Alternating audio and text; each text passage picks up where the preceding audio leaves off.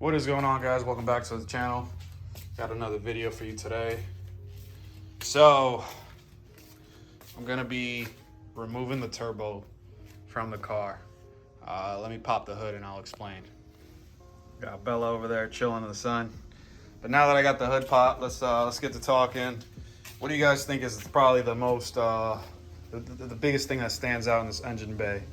I think we could all agree that it's the manifolds. Not only is this a masterpiece, but this Cerakote coating that I have on it really makes it pop.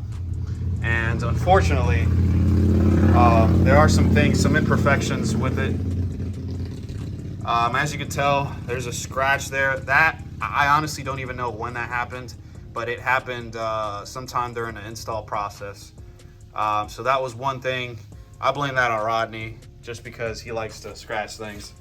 Additionally, if you guys notice that burn mark on top?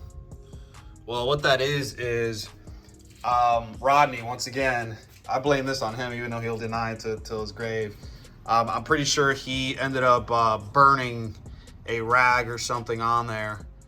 And I had to, basically, to get it off, the only way to get it off is with steel wool. And I think I ended up going a little too hard in the paint. And I ended up doing that. So we got some imperfections on there that honestly, they bother me. There's another gash down there. You guys see that? That's from that heat shield from RK Titanium that I had. So anyways, to make a long story short, the manifold, in my opinion, needs to get redone. And normally, I don't really care about imperfections like that, but because they're all man-made, it bothers me even more. So this time, now that I've learned how to properly put it on, all that stuff, and kind of take care of the Cerakote, I want to redo it. So that's not the only reason. There's also some imperfections down there. I don't know if you guys will be able to see it very well, but basically this car sat for quite a while shortly after the build. We're moving along here. I was in the zone, so figured I'd give you a quick update. We've pretty much removed like 80% of the things. I already got all these nuts off. I'm just gonna remove this last little clamp right here holding the wastegate, and then that should give me access to get to the O2 sensor and the wideband bung. And that's pretty much it. Only thing I'm having a little bit of issues with is fitting a wrench right here to get this off. So I am more than likely gonna have to pull it from this side right over here. This should be a coolant line. All right, guys, we are back, and as you can clearly tell, the turbo is all out, and I did it all by myself. Of course, Bella didn't help, doesn't care about anything. But yeah, I'm really glad that I'm getting a chance to do this, because you guys probably never seen this, but look how bad that looks. And like I stated before, this car did sit for probably about 2 months total after the engine was rebuilt, and coolant and oil and all that stuff when the car was getting dialed in is what all this stuff is from. Plus I tried to use something to clean it and it actually made it worse. So I'm gonna be repainting all this stuff, cleaning it up, and I wouldn't have this opportunity, obviously, if I didn't have to pull the turbo out. So everything's getting refreshed. I do plan on getting this Cerakoted as well. So everything that you're looking at is gonna get redone. Got Bella posing for us over here. But we wrapped it up, guys. By we, I mean me. Getting ready to drop this stuff off at the shop to have it recoated. I made a game time decision with the compressor side, and I decided I wasn't going to at first, but I tried to clean some of this stuff off. That's what you're seeing. And I just said, screw it. Let me just send it in. Maybe it'll look way better once it's done. So these two are getting redone for the first time, or done for the first time, I should say. And these are getting redone. Don't mind the dirt and stuff. I just didn't, obviously it's gonna get sandblasted, so I didn't really care about making sure it's clean. But I'm getting ready to drop this stuff off. I've never taken a turbo apart before, and funny enough, I recently got this air cannon that Rodney was nice enough to gift to me. but it works out perfectly. I was a little worried about where to place this, and it turns out this the cushion stuff, styrofoam, is a perfect fit for the turbo. So check that out. So that's a nice little home for it until everything gets done and it's away from everything. All right, guys, welcome back. And actually things went pretty well. So I don't know if you're gonna be able to tell on camera, but I went ahead and tried to paint some areas. I don't know if you guys could see that. That should look more fresh than like here. And then I touched up like that area. Yeah, you could see it on camera. So I'll show you what I used. And I was right. And this is something that I kind of just used logic with, because I didn't feel like having to mask everything off and all that stuff and then getting paint everywhere all in the engine bay. So I figured, hey, let me try this brush method. And I used some really cheap brushes. Well, these are cheap too, but they're not really designed for what I used it for yesterday. But I just touched up a few areas and kind of saw how it would look.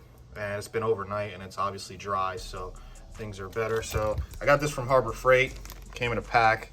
So I'll be utilizing this stuff. And then for the paint, this is what I ended up using.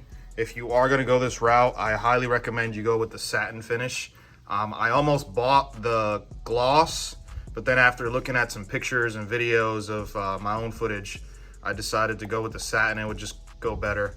So don't be afraid to take risks with your car, guys. As long as it's not something crazy where you can't kind of reverse. A lot of stuff that you see, I kind of just like use logic and try to figure it out. So let's get this done. I'm actually pretty excited about this because this has been a major eyesore. All right, guys, welcome back, and we are officially done with the paint. Let me know what you guys think. I think it came out pretty good, honestly. I only ended up doing one coat total, but that was enough, honestly. I was gonna do 2 coats and then I decided not to. I did try to clean up the freeze plugs a little bit. I tried to hit it with some metal polish and it didn't really do much. This is the stuff that I like to use. This stuff works amazing in case you guys are interested. And it lasts forever too. Just make sure if it sits for a while, you shake it up, because if you don't, then it looks really weird when you open it. But just shake it up real good. But this is the type of stuff that it does. Don't mind no scratches, but I use this stuff for that. I use it for the radiator, so on and so forth. And then I went ahead and tried to hit some of the raw titanium with some of this stuff. It didn't really do much, so I kind of just stopped doing it right over here. It didn't really, honestly, it doesn't look bad. Most of this stuff is actually newish. Just got done cleaning up the housing of the shaft on the turbo, and it was pretty nasty. I didn't know how it was gonna come out, so I didn't show you any before. I don't think I have, but trust me when I tell you it was nasty. So I utilize these brass brushes. I think these are brass. Actually, I think these are stainless. But yeah, these should be the stainless steel. I bought a bunch of those from Harbor Freight, and I basically went to town. Took about 20 minutes. But it looks a lot better than it did before. It just had a lot of corrosion and stuff from the humidity. 2,000 years later. All right, guys, welcome back. Officially made it back from the powder coaters, and here is the stuff, man. So no more nasty scratches or anything like that. You guys have seen this a million times. And then the only difference obviously is we ended up getting this ceramic coated in that titanium. Glacier titanium is the color, in case you're wondering. It's Cerakote. And this is the one that I'm unsure how I feel about it, mainly because of the gloss. So originally I told the guy I wanted something similar to how it came from factory, and this is not the color that it was a couple days ago. I'll actually post a picture of what it looked like. It was very dark. He went with a gunmetal, which didn't match anything, so I told him I wasn't happy with it, and they were happy to redo it. And of course they did the lettering in black. All right, guys, welcome back. We had to put everything on pause just because we didn't have everything, But as you can tell, and this is something that I noticed after the turbo was out, these things look pretty crusty. And this one actually looks worse, as you can tell. So heat over time will do this. The clamps themselves, they were still like intact, just required a cosmetic upgrade. So that's what we've been waiting on. So these are the new clamps. And we ended up getting new bolts. This is one of these bolts that Rodney broke. They go for the wastegate, and ended up getting some extras. The only place that had them was STM, so surprisingly they shipped it pretty quick. But we've been waiting on this stuff, and now that we have everything, we are ready to get this turbo assembled and installed. I'm about to check out the homie Jason Ventura's new video. Check his stuff out, man. Really good stuff. But let's get to it, guys.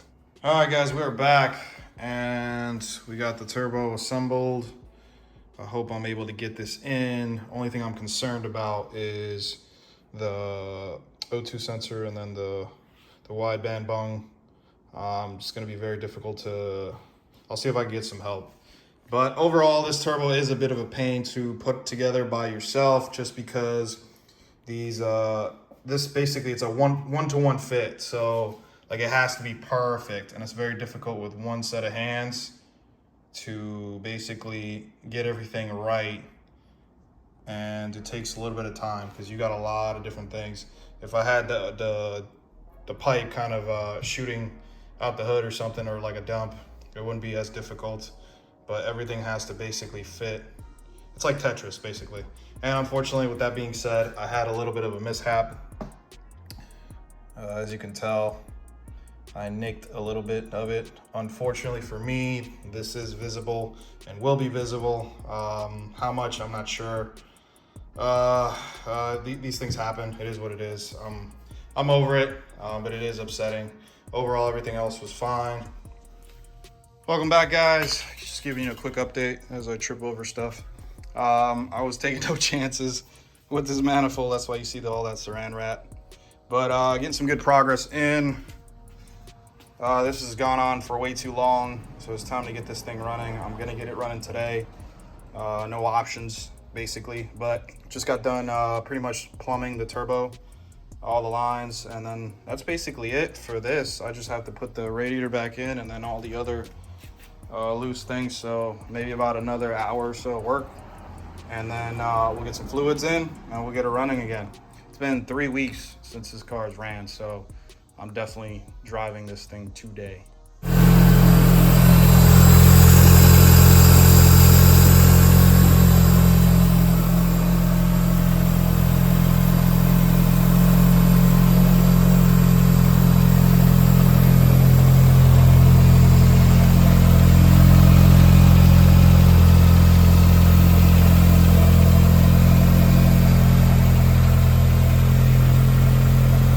All right, guys, there you have it. We are complete.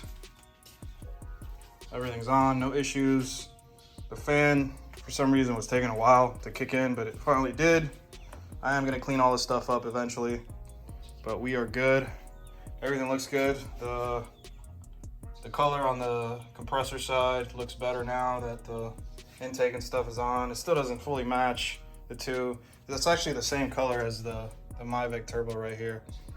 But overall, we are good, and the Evo's back up. Unfortunately for me, it's about to rain. It's not even supposed to rain today. And yeah, I'm not taking any chances after just doing all this stuff. I don't need anything getting wet over here, so I'm gonna save the drive for another day. Stay tuned for more. I got something real cool coming soon, and that's gonna take care of it for this one. Take it easy, I'm out. Peace.